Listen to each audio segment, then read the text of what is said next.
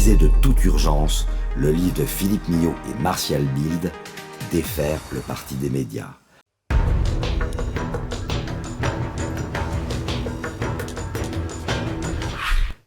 Bonjour à tous et bienvenue dans notre Zoom aujourd'hui en compagnie de Thomas Ferrier. Bonjour monsieur. Bonjour. Thomas Ferrier, vous êtes le dirigeant du Parti des Européens. On va commencer tout de suite. C'est quoi ce Parti des Européens, sa doctrine ? Oui, en fait, l'idée générale, c'est qu'il faut unir les Européens face aux périls communs, ils sont nombreux, et qu'il faut les unir sur leur identité, ce qui fait qu'il y a un commun européen qui justifie qu'on puisse faire l'Europe. C'est quoi l'assiette commune européenne ? Il y a une identité commune qui vient de la préhistoire, qu'elle soit une identité de peuplement, de langue, de civilisation, de religion, de valeurs. C'est la religion chrétienne, l'assiette spirituelle européenne ? Alors, on peut la mettre dans l'équation, mais disons que c'est une symbiose, on va dire, du paganisme antérieur et du christianisme post-constantinien. Donc c'est le choix des dirigeants des États européens, on va dire antiques, l'Empire romain, les royaumes barbares et autres, de choisir un changement de religion qui pouvait les intéresser d'un point de vue purement politique, puisqu'en fait le monothéisme est assez compatible avec un pouvoir solitaire et que le polythéisme, par définition, est plutôt républicain par nature. Et si on avait une idée, si je vous le demande, ça serait quoi le programme, la constitution politique d'une nation européenne ? Ça ressemblera à quoi ? Il y aura un roi, il y aura un président, il y aurait... Moi, je suis de nature républicaine, donc ça serait davantage un modèle républicain européen, donc avec l'idée d'institutions qui sont celles d'un État classique, en fait. On commencerait avec une terreur et tout, la République et tout. La République sous la terreur, effectivement, c'était un traumatisme. Ouais. Justement, j'en parlais assez récemment, mais c'était le fait que l'élimination du roi a ouvert la porte à la terreur, parce qu'effectivement, si on est prêt à éliminer ses propres dirigeants, il n'y a plus beaucoup d'état d'âme pour éliminer d'autres gens derrière. Non, la République française a mis du temps à se mettre en place, mais si on prend l'Allemagne, l'Italie et les autres nations, quand elles se sont structurées en État, ça s'est passé un petit peu mieux. Et simplement, la question, c'est comment on définit l'État européen. Si on fait un État européen, il faut le définir sur des bases.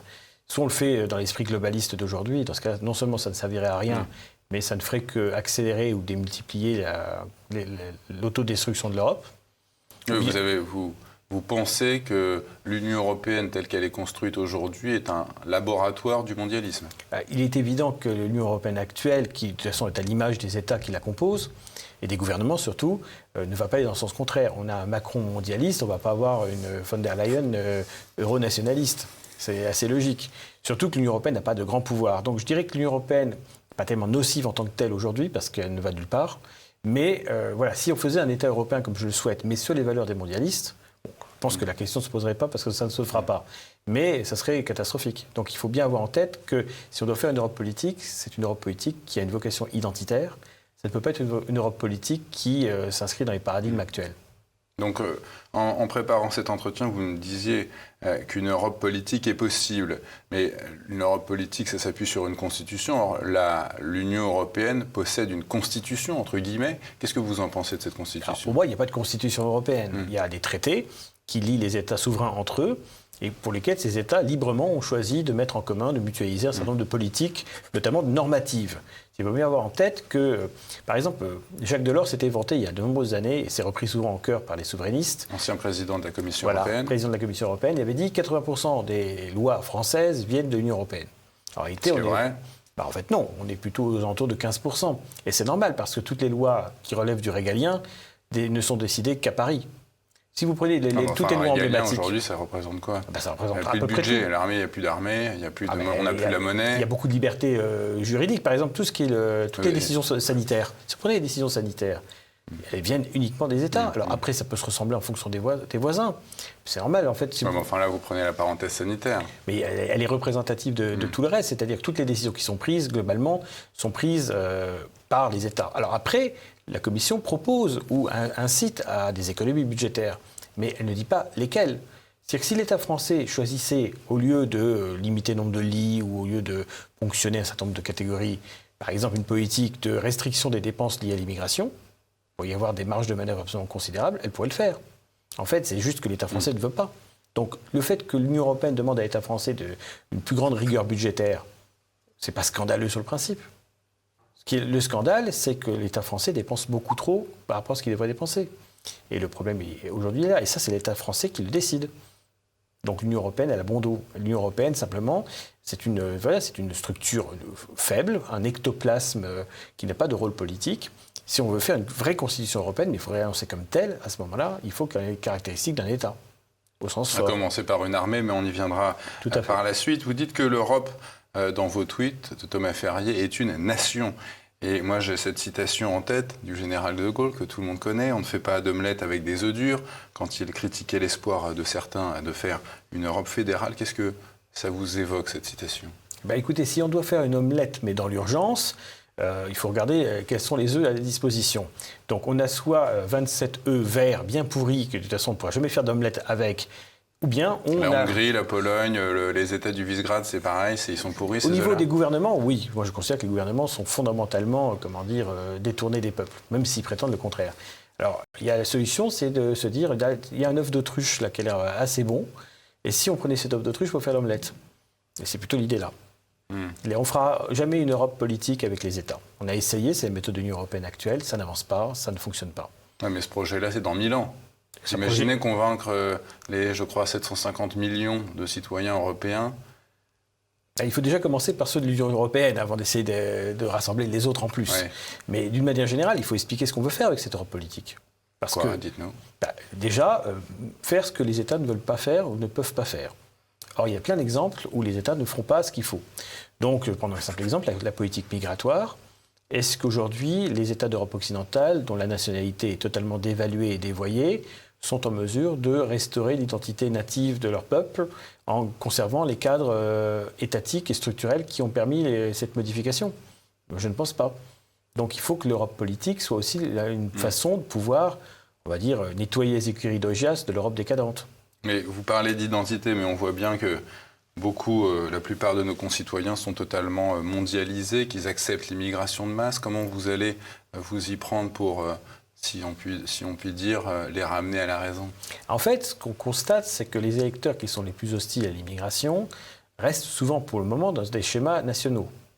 Et donc, ils pensent qu'il y a encore une solution nationale en France, ou au Royaume-Uni ou ailleurs, pour résoudre ce problème. Je ne crois pas qu'ils soient totalement ralliés au mondialisme. Mais il y a des mots-clés qui ne passent pas. Il y a des notions, on l'a vu dans le cadre de la campagne d'Éric Zemmour, il y a des choses qui paraissent ringardes dans l'esprit de beaucoup de gens. Et donc, il faut inscrire cette défense de l'identité, auquel je suis persuadé que beaucoup d'Européens sont attachés, dans une perspective positive.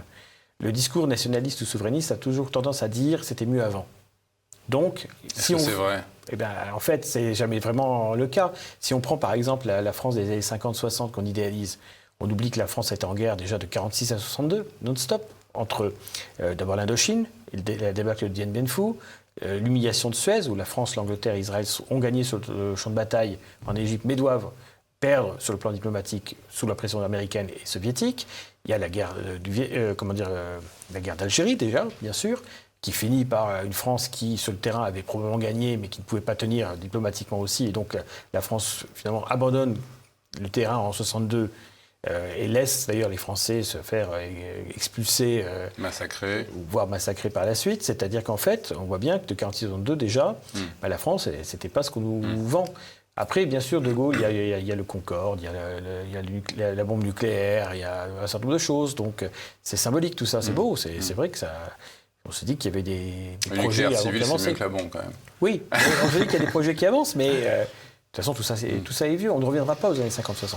Les politiques évoquent une réforme de l'Union européenne depuis une quarantaine d'années. On y a droit à chaque campagne pour le Parlement européen, mais rien ne bouge. Est-ce que vous êtes, Thomas Ferrier, pour un Frexit ou est-ce que vous pensez qu'une réforme de l'Union européenne de l'intérieur est possible ? Déjà, si on prenait un Frexit, il faudrait regarder les résultats du Brexit voisin. On constate une chose, c'est que certes, ce n'est pas la catastrophe économique qui avait été annoncée par certaines Cassandres, mais sur le plan identitaire, qui est une question importante, c'est assez catastrophique quand même, parce que le Global Britain, finalement, c'est ce que j'appelle moi en français du chauvino-mondialisme, c'est-à-dire c'est la même chose que le mondialisme, mais enfermé dans les frontières nationales. Mais la vision de la citoyenneté, de la société est la même. Donc le Brexit montre que le Frexit, n'est pas très attractif, surtout qu'il faudrait abandonner l'euro. Or, abandonner l'euro, c'est facile de le dire sur un tweet, c'est plus difficile d'en voir les conséquences. Le monde économique est quelque chose d'extrêmement instable.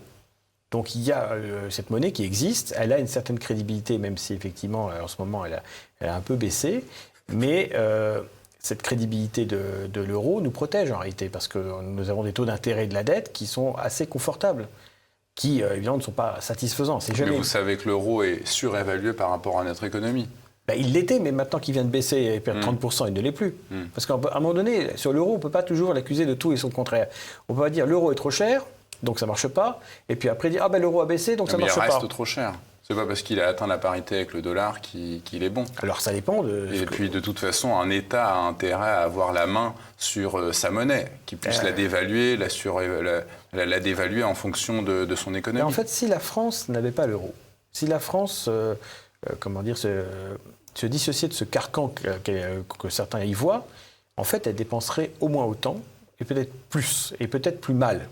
En fait, le problème, c'est aujourd'hui, c'est toujours la même chose. C'est-à-dire que si on fait un 100 mètres avec l'Allemagne, on prend l'image que la France et l'Allemagne feraient un 100 mètres. Sur le principe, on a nos chances. Sauf qu'on a choisi nous-mêmes de nous mettre un boulet au pied. On a attaché un boulet à nos chaussures et on s'étonne ensuite d'être battu au niveau de la course. C'est l'euro le boulet? Non, c'est la question, c'est le poids de l'impact migratoire depuis les années 50 qui n'a cessé d'augmenter.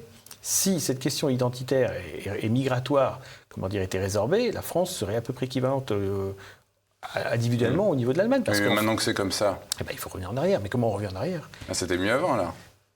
Sur ce plan-là, oui. Sur ce plan-là, oui. C'est ce que regrettent les gens. Ils voient une France qui était plus authentique. Ça, c'est vrai.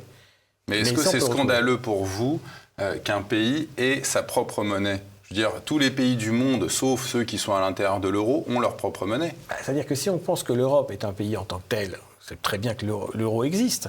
La question est simplement là. C'est-à-dire, ou bien on veut vraiment faire une Europe politique. Et dans ce cas-là, c'est un gain de temps d'avoir déjà une monnaie européenne, qui d'ailleurs n'est quand même pas une monnaie européenne au sens strict, puisque pour le moment, tous les pays de l'Union européenne ne l'ont pas. Mais cet euro ne dérange pas les Russes au début, d'ailleurs, dans le début des années 2000, étaient intéressés par l'euro.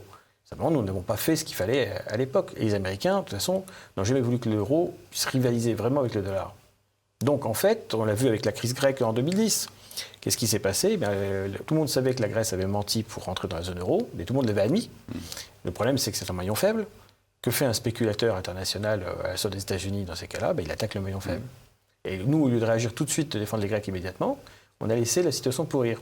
Et c'est seulement quand c'était très dégradé et que ça risquait de déstabiliser l'ensemble de la zone euro que là, on a réagi et on a créé les fonds et autres pour limiter la casse. Mais en fait, il y a eu une attaque spéculative. Donc l'euro, il faut le faire, mais il faut le faire bien. Donc aujourd'hui, l'euro a baissé. C'est ni une bonne ni une mauvaise nouvelle. Le franc baissait aussi avec des fluctuations. Simplement, c'est le signe qu'il manque quelque chose. Est-ce qu'on peut faire une monnaie commune avec des économies disparates? En fait, on n'est pas aussi économiquement stable que peut l'être l'Allemagne. L'Allemagne commence à être moins stable. L'Allemagne, l'euro est sous-évalué par rapport à sa monnaie, et nous, l'euro est surévalué pour nous. Oui, mais effectivement, dans le cadre où on se place dans un État européen, à ce moment-là, de toute façon, cette visibilité des différences n'existe plus. Et là, vous demandez aux Allemands de renoncer à ce qu'ils sont, à leur nationalité, quoi. Alors, vous pensez qu'ils seront solidaires des Français?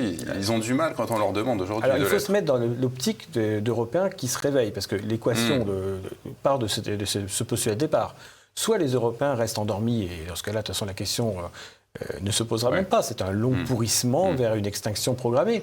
Soit ils se réveillent, à ce moment-là, y compris les Allemands. Mais je dirais aux Allemands, j'ai deux choses à dire aux Allemands, entre guillemets. Première chose, rouvrez vos centrales nucléaires, parce que vous les avez fermées pour de mauvaises raisons, sur la base d'un parti qui s'appelle Die Grünen, qui était financé par le pétrole américain. Ouais. Voilà, donc vous vous êtes fait avoir. Un vrai écologiste, il sait que le nucléaire, c'est la solution. Si vous ne croyez pas, vous lisez James Lovelock, l'hypothèse Gaïa. Et sinon, on vous libère du poids mémoriel qui vous pèse. Parce que finalement, j'y réfléchissais récemment. C'est que l'État français est accusé, à juste titre sans doute, de son rôle pendant des événements tragiques de notre histoire. Mais si les États sont remplacés par un État européen, leur bilan, y compris mémoriel, disparaît avec eux. Donc on libère les Français et les Allemands du poids des actions des États qu'ils avaient auparavant. Oui, mais enfin, qu'est-ce qui nous reproche ça? Et puis, de toute façon, juridiquement, l'État français est nul et non avenu. Non, mais évidemment qu'on peut discuter sur ce plan-là, mais il faut s'inscrire dans la démarche où on voit qu'une position n'est pas majoritaire aujourd'hui. Thomas Ferrier, qu'on en vienne aux sanctions contre la Russie décidées par la Commission européenne. On voit que depuis, les prix de l'énergie s'envole et que de l'autre côté, la balance commerciale russe présente un excédent commercial de 70 milliards d'euros. Qu'est-ce que vous pensez de ces sanctions contre la Russie ? Déjà, on voit que les sanctions contre la Russie sont d'abord des sanctions contre l'Europe, puisque c'est l'Europe elle-même qui, appliquant ces sanctions, en souffre. La réalité, c'est que la Russie, évidemment, est contrainte de tourner le dos à l'Europe, d'une certaine manière, ce qui est une faute politique de Poutine, mais qui s'explique dans le contexte actuel, et les autres pays du monde ne sont pas du tout solidaires de l'Europe. En fait, les Américains font faire à l'Europe le travail des sanctions. Les Américains n'appliquent pas les sanctions. D'ailleurs, ils viennent de rouvrir le travail commun sur donc la gestion de l'espace avec les Russes. Donc, les Américains disent aux Européens, faites les sanctions. C'est la sous-traitance européenne. Voilà, ils sous-traitent les sanctions. Derrière l'Inde, la Chine, le Moyen-Orient, la Turquie, on le voit encore récemment, l'Afrique et autres s'en moquent complètement. Donc, ils continuent de commercer avec la Russie. Et ça même, je dirais même que ça augmente cela. Alors évidemment, l'industrie russe est en danger quand même, parce qu'en fait, le gain en question, c'est un gain de production, c'est un gain de vente de pétrole, d'uranium, etc. Mais la production autre en pâtit. Il faut voir par exemple que la Norvège est toujours positive en matière budgétaire, parce qu'elle vend du pétrole qui lui rapporte beaucoup. Donc la Russie, effectivement, fait de l'argent sur la base de ses ressources naturelle, on va dire, mais ce n'est pas de la vente de produits industriels. Et l'industrie est plutôt en danger. Comment vous expliquez cette position de soumission des chefs d'État et de gouvernement européens vis-à-vis des États-Unis ? Parce que d'abord, ils aiment le modèle américain. Est-ce que c'est juste de l'amour ou est-ce que c'est ils aiment, c'est-à-dire qu'ils se reconnaissent. Non, mais d'abord, ils se reconnaissent dedans. C'est la corruption, mais c'est une forme de corruption, je dirais, plus morale qu'économique. Qu'est-ce qui les attire ? En fait, ils aiment ce modèle multiculturaliste, wokiste, dans lequel ils se reconnaissent. Parce que les élites de l'Europe occidentale sont à l'image de ces mouvements sociaux et autres. Donc en fait, le problème, il est là. C'est-à-dire ils sont quand même assez nationalistes, dans le fond, les Américains. Vous leur mettez le drapeau européen, ils sont tous au garde à vous, quoi. Oui, mais ça, c'est ce que j'appelle le patriotisme Benetton, qui est valable pour la France comme valable pour le reste. C'est-à-dire que c'est United Colors, United Colors, voilà. Non, ça, c'est le mauvais patriotisme. Le patriotisme objectif, c'est un patriotisme qui considère que le drapeau représente quelque chose derrière, et pas seulement un État. C'est quoi, selon vous, la solution de la Commission européenne pour sortir de l'ornière dans laquelle elle s'est mise avec ce conflit russo-ukrainien ? La solution, c'est d'arrêter les sanctions puisqu'elles sont inefficaces et d'essayer de mettre en place ce que j'appellerais une convention européenne pour la paix, en associant l'Ukraine et la Russie et en dissociant les Américains. Le problème aujourd'hui, c'est qu'il faut se parler quand on veut résoudre un conflit. La Russie est partie sur une stratégie qui est discutable, mais il n'y a rien qui ne puisse être discuté. Donc moi je pense que dans cette affaire, il faut changer de stratégie. Elle ne marche pas, on l'a essayé.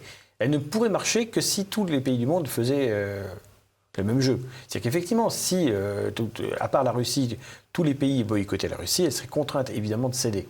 Mais ça ne sera pas le cas. Donc cette méthode ne fonctionne pas. Les Américains nous l'imposent, mais elle est contre-indicatoire, si on peut dire, par rapport à nos intérêts. Non, on arrête les frais, mais je dirais que si la Commission voulait rendre service réellement à l'Europe, il faudrait qu'elle s'auto-dissolve et qu'elle soit remplacée par un véritable gouvernement. Cette Commission, ce sont des valets qui sont mis en place, nommés par les chefs d'État et de gouvernement. Donc ils sont très bavards, ils sont très loquaces, et vous savez, pour moi, quelqu'un qui parle beaucoup, c'est quelqu'un qui ne fait rien. Donc pour moi, le fait que Mme von der Leyen et les autres disent il faut faire ci, il faut faire ça, ils ont l'air très autoritaires, très décidés, ça cache en réalité l'absence réelle de pouvoir. Quoi, ouais. Oui. Vous rêvez, Thomas Ferrier, d'une Europe unie allant de l'Islande à la Russie, mais maintenant entre Moscou et Bruxelles, c'est difficile de croire à ce rêve-là. Évidemment, il faut des étapes. La Russie, c'est les Russes concrètement auxquels il faut s'adresser, pas la Russie en tant qu'entité, même pas forcément son pouvoir en place. Il y a une phrase d'un général russe qui disait il y a pas mal d'années que la Russie ne pouvait être battue que par la Russie. Et c'est totalement exact. C'est-à-dire que si on n'a rien d'autre à proposer aux Russes que l'OTAN, le mariage pour tous et l'immigration extra-européenne, je ne pense pas que ça soit la peine d'espérer quoi que ce soit. Ce qu'il faut dire aux Russes, simplement, et il faut leur montrer, il ne faut pas seulement leur dire, c'est voilà une Europe qui se tient, voilà une Europe qui avance. Patriotique, traditionnaliste. Voilà, traditionnaliste, ils sont modérément. Pour la tradition. Modérément, mais disons une Europe européenne déjà. Européenne, qui veut aller de l'avant, qui est une armée, qui est quelque chose qui prouve qu'ils sont en rupture du mondialisme. Si on dit aux Russes, ce que l'Europe unie peut faire, votre État ne le fera pas, et les Suisses et les autres pays qui ne sont pas dans l'Union européenne, c'est la même chose, eh bien ils seront d'accord. En fait, l'équation, c'est simplement qu'est-ce qu'on leur dit ? Est-ce que vous pensez que les Islandais en voudraient de ce projet d'une Europe unie ? Les Islandais étaient très favorables. Ils étaient très favorables la dernière fois. Avant, quand la monnaie islandaise et quand les banques ont commencé à leur poser des problèmes, les Islandais sont devenus subitement les meilleurs amis de l'Union européenne. Il fallait rentrer dans l'Union européenne, dans l'euro, vite. Puis après, ils se sont rendus compte qu'ils remontaient la pente, donc ils se sont dit, oh, c'est plus la peine maintenant, on n'a plus besoin de ça. Et donc, ils ont annulé, de manière assez peu démocratique d'ailleurs, les pourparlers d'adhésion. Non, les Islandais, ça veut dire 300 000 habitants, c'est pas le cœur de tout. Les Islandais s'adapteront naturellement. Ce qu'ils ont peur, c'est qu'on leur impose des règles qui changent leur tradition. Mais si on respecte les traditions islandaises et qu'on leur propose une Europe autre que l'actuelle, ça sera différent. Moi, je pense aux Suisses notamment, qui sont d'ailleurs dans l'espace Schengen. Les Suisses, ils ont les mêmes problèmes que nous. L'État suisse ne les résoudra pas. Migration, wokisme. Exactement. L'Union européenne actuelle ne les résoudra pas. Donc pour les Suisses, pourquoi perdre le peu d'indépendance qu'ils ont pour une structure qui ne fera pas mieux ? Vous rêvez d'une nation européenne. Thomas Ferrier, qui dit nation, dit armée européenne.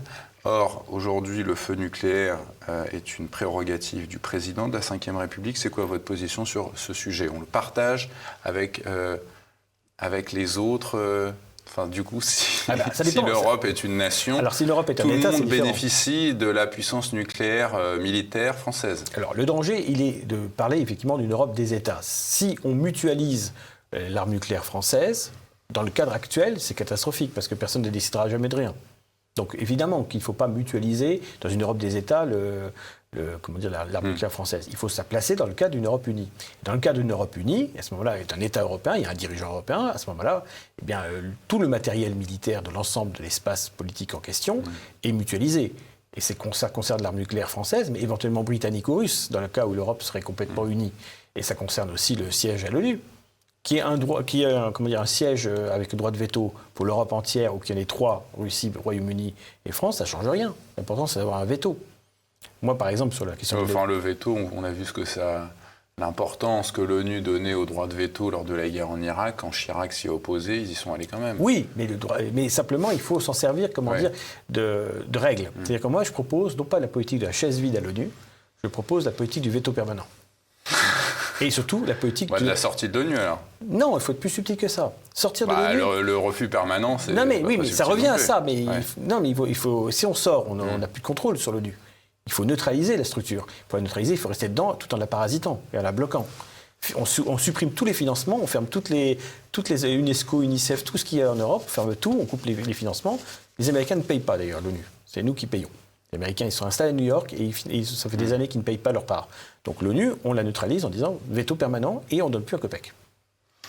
En 2020, on a vu 5 candidats officiels à l'élargissement reconnus. La Turquie, la Macédoine du Nord, le Monténégro, Serbie, Albanie. Le 23 juin dernier, l'Ukraine et la Moldavie sont venus s'ajouter à cette liste. Est-ce que ces pays sont légitimes aujourd'hui pour rentrer dans l'Union européenne ?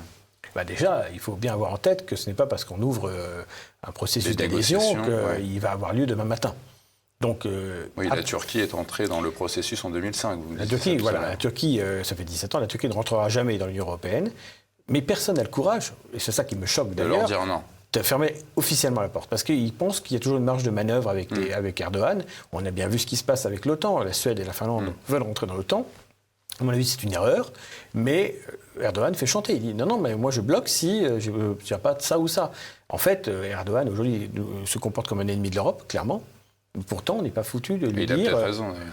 Peut-être, mais à ce moment-là, qu'on le traite comme tel. Oui, voilà, oui. Je veux dire, le problème, c'est qu'on le traite... Il faut savoir que si la Turquie rentrait dans l'Union européenne, ça deviendrait le pays le plus peuplé d'Europe, et donc ils auraient le plus grand nombre de députés au Parlement européen.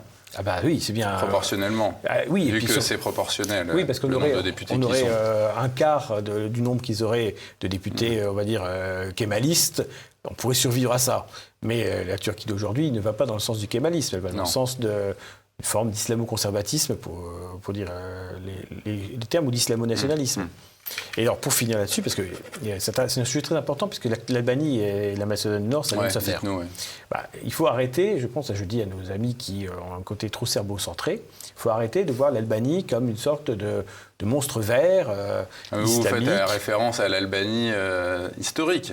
Non, mais L'Albanie, rempart de la civilisation. non, mais au-delà de ça, l'Albanie actuelle n'est pas plus musulmane, et certainement moins musulmane que la France, en réalité, parce que les gens... Vous exagérez un peu, là. Non, parce qu'à partir du moment où la pratique musulmane en Albanie se limite au mariage et aux enterrements, que les mosquées sont totalement vides, je ne parle pas du Kosovo, il faut être précis, etc. Non, les Albanais, il y a une minorité catholique, il y a une forte majorité musulmane sur le papier, et en réalité, c'est la Rai Uno et la bière Peroni qui sont plus la religion locale que l'islam.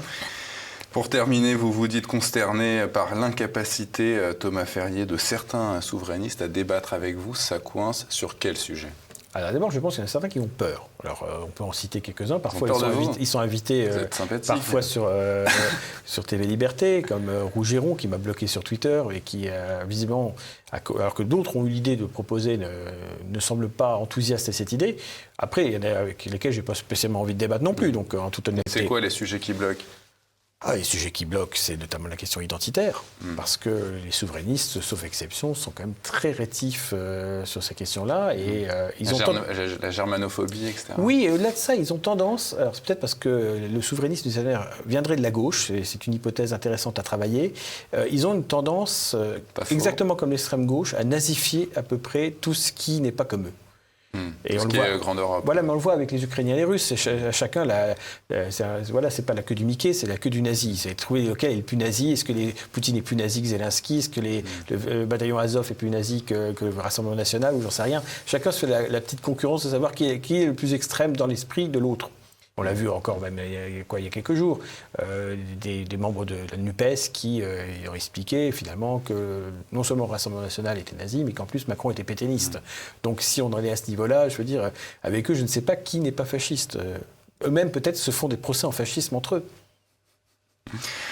Merci Thomas Ferrier d'être venu sur le plateau de TV Liberté. Je rappelle que vous êtes le dirigeant du Parti européen, que vous avez un compte sur Twitter sur lequel on peut retrouver toute votre communication et le programme de votre parti, le Parti des Européens. Oui, Merci. tout à fait.